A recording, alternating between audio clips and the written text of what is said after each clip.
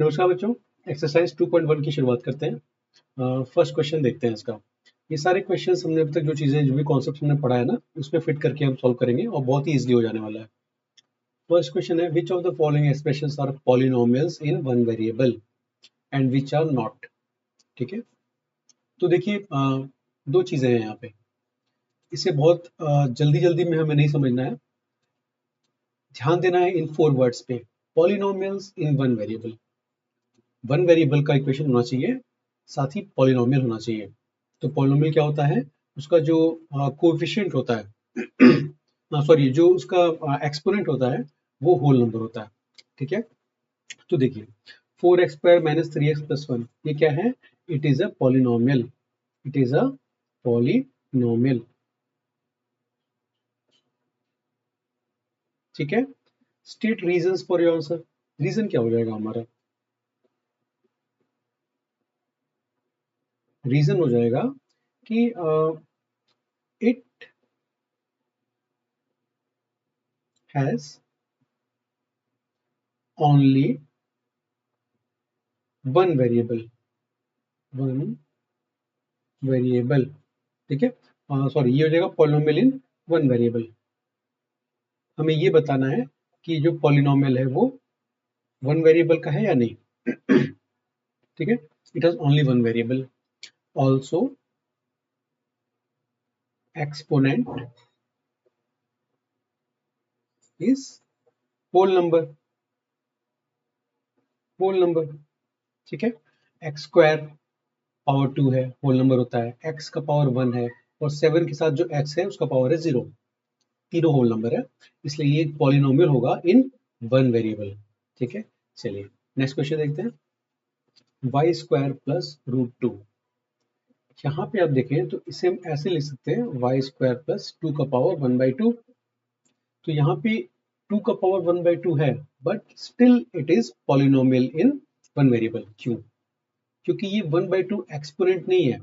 ठीक है, ये कांस्टेंट है। 2 1/2 भी अपने आप में कांस्टेंट है। एक्सपोनेंट हम लेते हैं इसे, जो हमारा वेरिएबल के ऊपर होता है। तो y के ऊपर जो है 2 है और 2 एक होल नंबर होता है। ठीक है, तो आप इसे देख करके, ये 1/2 को देख के आपको कंफ्यूज नहीं होना है। ये जो 1/2 है, it is still a constant. ये जो पूरा 2 का पावर 1/2 है, इट इज अ कांस्टेंट। ठीक है, वो पावर हो, वो सिर्फ 2 हो या वो 3 हो या अंडर रूट 3 हो या क्यूब रूट ऑफ 3 हो, है तो वो कांस्टेंट ही। ठीक है, तो वो एक्सपोनेंट नहीं कहा जाता। ठीक है, तो हम कहेंगे कि it is a polynomial, polynomial in one variable, one variable. ठीक है, समझ गए। चलिए सेकंड देखते हैं। 3√2 प्लस t√3, तो इसे हम कैसे लिख सकते हैं, इसे हम लिख सकते हैं 3t का पावर 1/2 प्लस t का पावर t इंटू 2 का पावर 1/2। अब इससे तो कोई प्रॉब्लम नहीं है, ये तो हमारा कांस्टेंट है। ठीक है, और यहाँ पे जो t का पावर है 1 है। प्रॉब्लम यहाँ पे है 1/2, ये होल नंबर नहीं होता, ये फ्रैक्शन है। ठीक है, तो कहेंगे it is not a polynomial. Question कहता है कि क्या वो एक पॉलिनोमियल इन वन वेरिएबल है। हम कह रहे हैं कि ये तो पॉलिनोमियल ही नहीं है, तो वन वेरिएबल टू वेरिएबल की तो बात ही नहीं है। It is not a polynomial, it is not a polynomial, it is a generic algebraic expression. ठीक है, पॉलिनोमियल नहीं है ये। फोर्थ देखते हैं, y प्लस 2/y, इसे हम कैसे लिख सकते हैं, हमें पता है y प्लस 2 इंटू वाई का पावर -1। सही समझे, ये होल नंबर तो है नहीं, तो क्या कहेंगे, it is not a polynomial, not a polynomial, is not a polynomial. Reason, reason exponent here, exponent here is negative, not a whole number। Whole number को हम W से रिप्रेजेंट करते हैं। ठीक है, चलिए बहुत इजी था, समझ लिया हमने इसे। आगे बढ़ते हैं। नेक्स्ट एग्जाम्पल हमारा एक्स वाई एंड टी, बिल्कुल कुछ लिखने की जरूरत नहीं है, ये 10 है, ये 3 है, 50 है, तीनों ही होल नंबर है, एक्स वाई और टी, लेकिन 3 वेरिएबल है। तो हम क्या लिखेंगे, it is a polynomial, it is a polynomial, it is a polynomial but not in one variable, but not in one variable, not in one variable। ठीक है, चलिए नेक्स्ट क्वेश्चन की बात करते हैं। यहां तक कोई प्रॉब्लम नहीं आनी चाहिए, बहुत इजी था। नेक्स्ट क्वेश्चन हमारा, right the coefficients of x square in each of the following. Coefficient मैंने आपको बताया था, जो भी हमारा वेरिएबल है उसके सामने जो कांस्टेंट उससे मल्टीप्लाई होता है। एक्स स्क्वायर का जो कोएफिशिएंट है यहाँ पर क्या होगा, देख के ये हम बता देंगे, यहाँ पे 1 होगा। ठीक है, यहाँ पे एक्स स्क्वायर का जो कोफिशिएंट है वो क्या होगा, -1, ये वाला। ठीक है, यहाँ पे जो एक्स स्क्वायर का कोफिशिएंट है वो हो जाएगा π/2।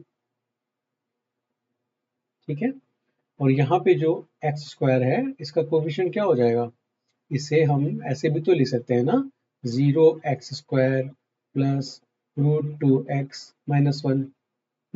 दोनों सेम है, 0 से मल्टीप्लाई के वैसे भी 0 हो जाएगा, तो इसका कोफिशिएंट हो जाएगा 0 एक्स स्क्वायर का।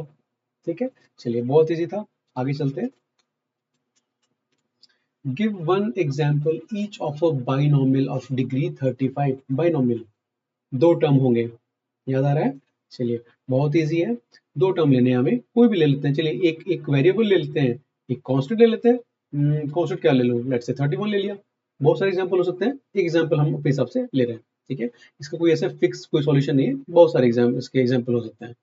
Give one example each of a binomial of degree 35। Degree हमारी 35 करनी है हमें, तो क्या करना है, डिग्री क्या होता है, हाईएस्ट पावर। तो एक्स का पावर कर देते हैं 35, चलो डिग्री होगी 35 इस पूरे इक्वेशन की। ठीक है, तो ये एक एग्जांपल हो गया। ठीक है, ये हो जाएगा टर्म 1 और ये हो जाएगा टर्म 2, दोनों मिला करके हो जाएंगे यहाँ बाइनोमियल। ठीक है, चलिए and a monomial of degree 100। Monomial है, क्या करूं, कुछ भी हो सकता है, ले लो एक्स का पावर 100 ले लो, ये भी हो जाएगा। या आप ऐसे कर लो, 5 × एक्स का पावर 100 कर लो, ये भी एग्जाम्पल है। ठीक है, ये भी ले सकते हैं, ये भी एक सिंगल टर्म है, ये भी एक सिंगल टर्म है। एक और ले लो भाई, एक्स का पावर लेट से मैंने 50 कर दिया और वाई का पावर 50 कर दिया, दोनों ऐड हो जाएंगे, हमने पढ़ रखा है, तो ये भी 100 हो जाएगा। वैसे बहुत सारे एग्जाम्पल्स हैं, आप कोई भी ले सकते हो। चलिए आगे बढ़ते हैं। Right the degree of each of the following polynomials. Degree बतानी है। डिग्री हमने पढ़ रखा है, जो हाईएस्ट हमारा एक्सपोनेंट होता है, 5x², 5x³ 4x² और 7x में जो डिग्री हो जाएगी वो हो जाएगी, डिग्री हमारी हो जाएगी, क्या हो जाएगी आपको पता है, 3, क्योंकि x³ हाईएस्ट पावर है। यहाँ पे क्या हो जाएगा डिग्री, यहाँ पे हमारी डिग्री हो जाएगी 2, y का जो हमारा एक्सपोनेंट है। यहाँ पे हमारी डिग्री क्या हो जाएगी 1, क्योंकि ये t का पावर 1 है।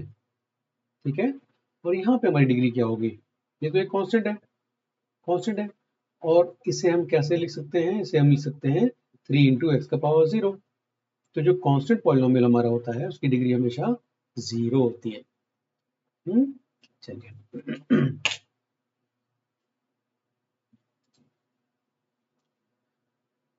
इसके बाद हम चलते हैं नेक्स्ट क्वेश्चन पे। Classify the following as linear, quadratic and cubic polynomial. देखिए बिल्कुल जो हमने पढ़ा है इसके पिछले वाले लेक्चर में, उस पे ही बेस्ड एक क्वेश्चन आ गया, इससे हमारी बहुत अच्छी प्रैक्टिस हो जाएगी। हमने क्या देखा था कि जो लीनियर होते हैं उनकी डिग्री 1 होती है, क्वाड्रेटिक की डिग्री 2 होती है, क्यूबिक की डिग्री 3 होती है एंड सो ऑन। ठीक है, तो देखिए x² + x, यहाँ पे डिग्री क्या है, डिग्री क्या है 2। ठीक है, तो ये क्या हो जाएगा, क्वाड्रेटिक, क्वाड्रेटिक, समझे। x - x³, यहाँ पे डिग्री क्या है भाई, हाईएस्ट क्या है 3, तो ये क्या हो जाएगा क्यूबिक। ठीक है, यही पे हम सॉल्व कर ले रहे हैं। y प्लस वाई स्क्वायर, अब हाईएस्ट क्या है, ये 2 ही तो है, तो यहाँ पे डिग्री क्या हो जाएगी 2, तो ये क्या हो जाएगा क्वाड्रेटिक, क्वाड्रेटिक। ठीक है, तो यहाँ पे मैंने बस लिखने के लिए d इक्वल टू 2 लिखा है। जब आप इसका सॉल्यूशन लिखोगे तो आप इसमें प्रॉपर लिखोगे that this polynomial has degree as 2, that's why this is a quadratic polynomial. ठीक है, चलिए 1 प्लस एक्स, इसकी डिग्री क्या है, इसकी डिग्री है 1, ये क्या हो जाएगा लीनियर, हो जाएगा लीनियर। ठीक है, 3t क्या हो जाएगा लीनियर, क्यों हो जाएगा, इसकी डिग्री 1 है। ठीक है, आर स्क्वायर पता है, कोई जरूरत नहीं है लिखने की डिग्री, ये हो जाएगा हमारा क्वाड्रेटिक। जरूरत हमें नहीं है इस वीडियो में, आप जब सॉल्यूशन लिखोगे तो अच्छे से डिस्क्राइब करके लिखोगे कि इसकी डिग्री 2 है, इस वजह से ये क्वाड्रेटिक है। ठीक है, 7x क्यूब, ये क्या हो जाएगा क्यूबिक, वाई क्योंकि इसकी डिग्री जो है वो 3 है। ठीक है, चलिए ये हो गया। जीरोस ऑफ अ पॉलिनोमियल, यहाँ पे जाकर के हमारा जो एक्सरसाइज 2.1 है ये खत्म होता है। नेक्स्ट जो हमारा टॉपिक है वो है हमारा zeros of a polynomial, zero क्या होता है। ठीक है, इसको हम पढ़ेंगे हमारे नेक्स्ट वीडियो में, तब तक के लिए बाय बाय।